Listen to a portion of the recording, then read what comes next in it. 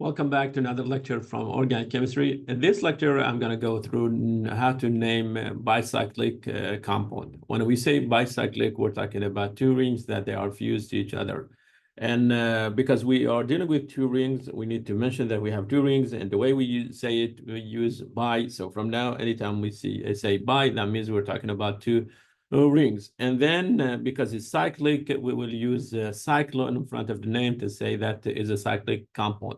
Before I start, talking about how to name them, I want to present, this structure for you. So we have a ring that's made of 7 carbon, and I'm going to call it a cycloheptane because it has 7 carbons. And if I decide to make a bridge between, let's say, carbon number 1 and 5, here, number 1 and 5, I'm going to get 2 rings. One ring, it has 3 carbons in it.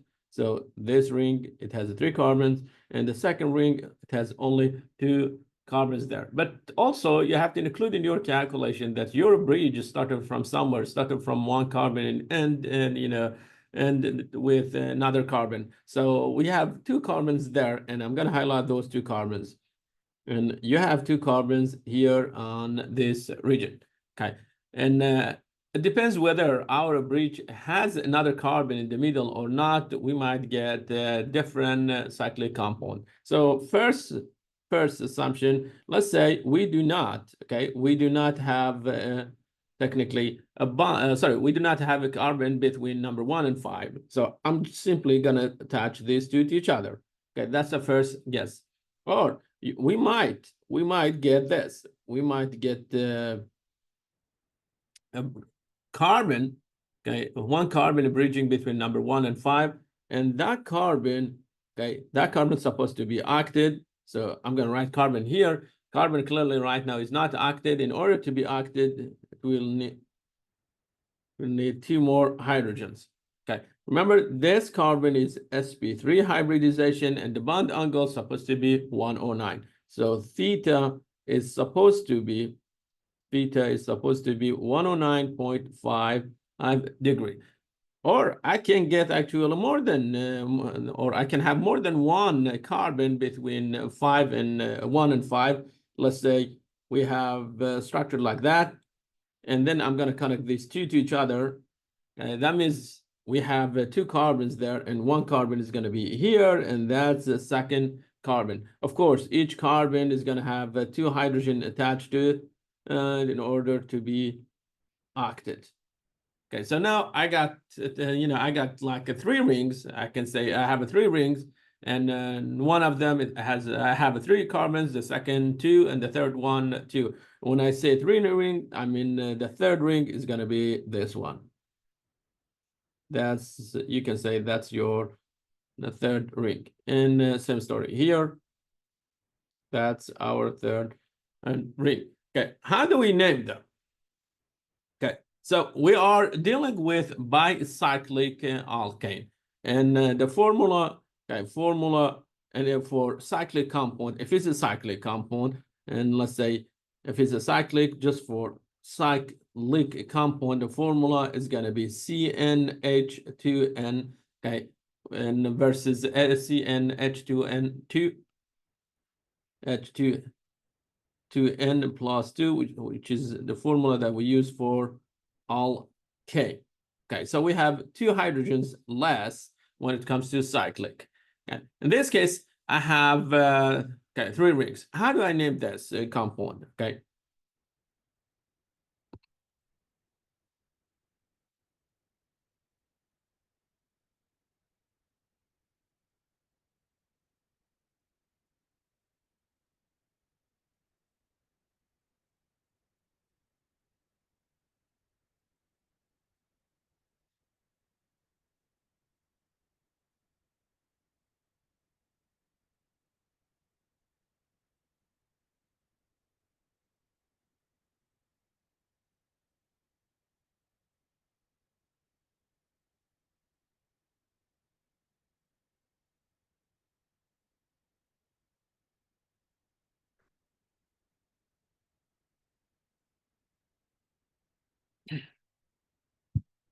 Welcome back to another lecture from organic chemistry. In this lecture, I'm going to go through naming bicyclic compound. We have two rings that they are fused to each other, and we want to know how to name them. Because we have two rings, we're going to use bi to say that we have two rings, and also it's cyclic. In order to say it's cyclic, we will use cyclo for naming them.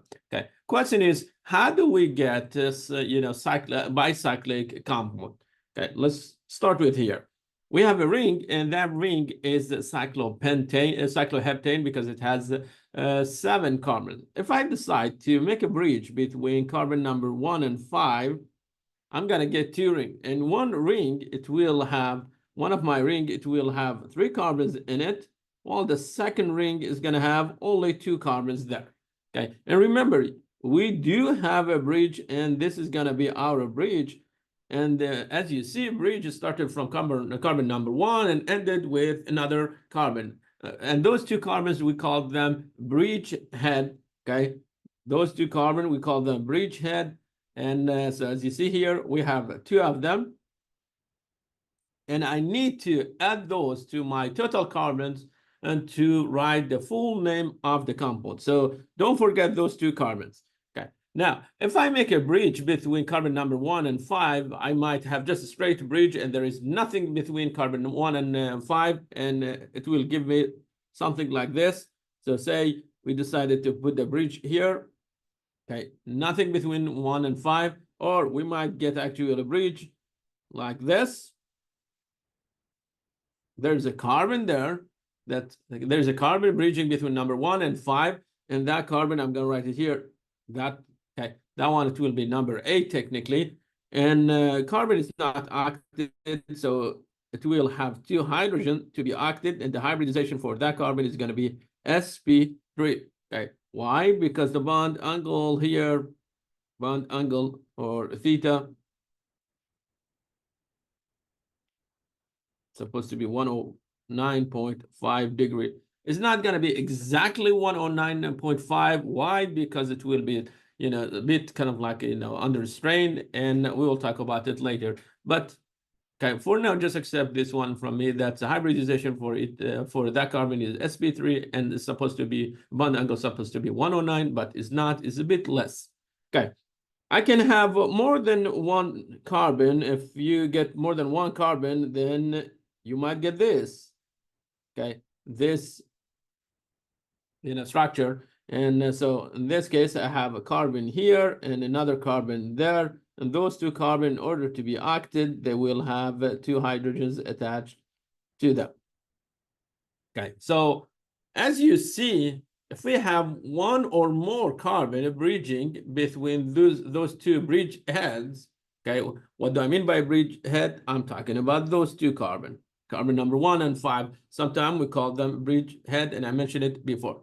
Okay, and if you have 1 or more carbon between them, then you will get technically the 3rd ring. It looks like the 3rd ring, and I'm going to highlight that 3rd ring. This is going to be our 3rd ring.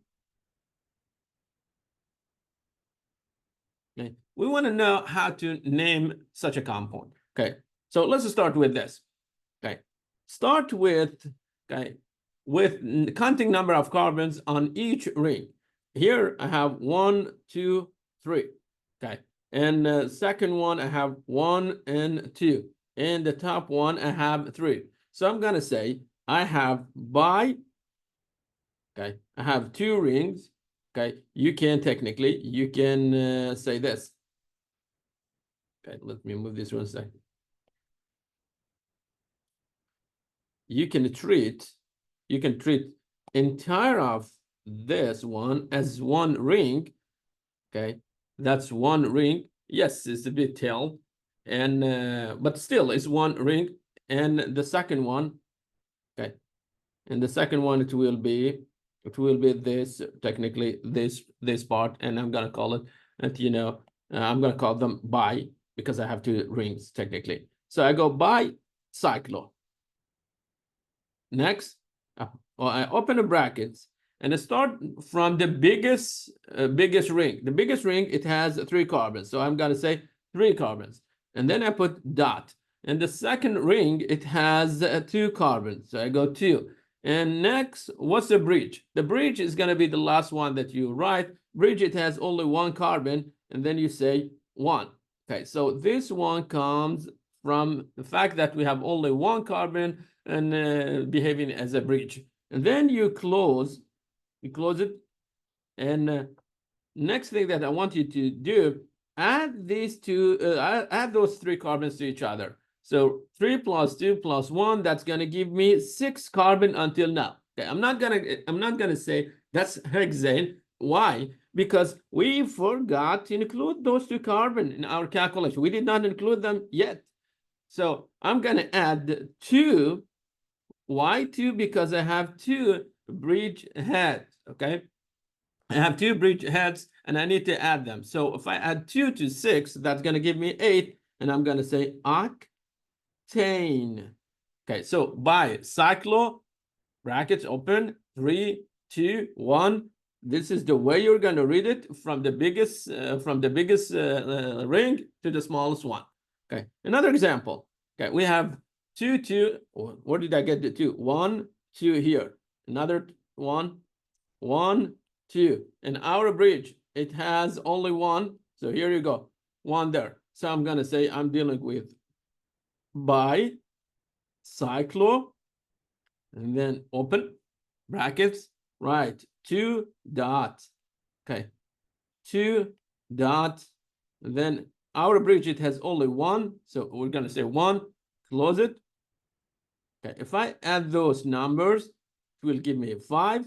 And I'm going to add 2 to it. Why 2? Because of the bridge heads. And that's going to be 7. And because I have 7 carbon, I will say heptane. Okay, another example. We have 1. Okay, we have 1, 2. Okay, next 1, 2. And the third one. Here we have 1 and 2. And those are bridge heads. Okay. So we have 2 rings. Again, let's go with by cyclo, open brackets, start with 2 dot, 2 dots, 2, close it. This is the way you're reading it. And if you add those numbers, you get 6, include the bridge head, you're going to add the 2, and that's going to give you 8. So you're going to say octane. Okay. Another one. Okay. On the left side, I have 1, 2, 3, and 4. On the right side, I have 1, 2, 3. Okay, so I have 2 rings. 1 is 4 and 1, 3 with 3 carbons. You start with the biggest ring. You're going to say by. Okay, cyclo. Open the bracket. On the left side, we have 4 carbons. So you're going to say 4 dot. Right side, we have 3 carbons. So we're going to say 3. And how about the bridge? This is our bridge. Okay, bridge. I don't see any carbon between the start point. Okay, this is the start point and the end point. I'm going to call this one the end point. So this one will be the start, beginning of the bridge, and that one is going to be end of the bridge. I don't see any carbon between them because I don't have any carbon there. And then I'm going to say just simply 0 and then close it. Okay, add those numbers. That's going to give you 7. You need to add the 2 to it. Why 2? Because of the bridge. Okay, like the head, technically bridge heads. And that's going to give you 9. And because I have 9 carbons, I'm going to say no name. Okay. And so, and this is going to be the end of actually naming cyclic compound. Can we have like, some substituent to then, attach to the ring? Yes, it's possible. And the name is going to be a bit more complicated. And if you are interested about learning those, I will be more than happy to go through them. Just please stop my office or shoot me email about it. Thank you very much and take care.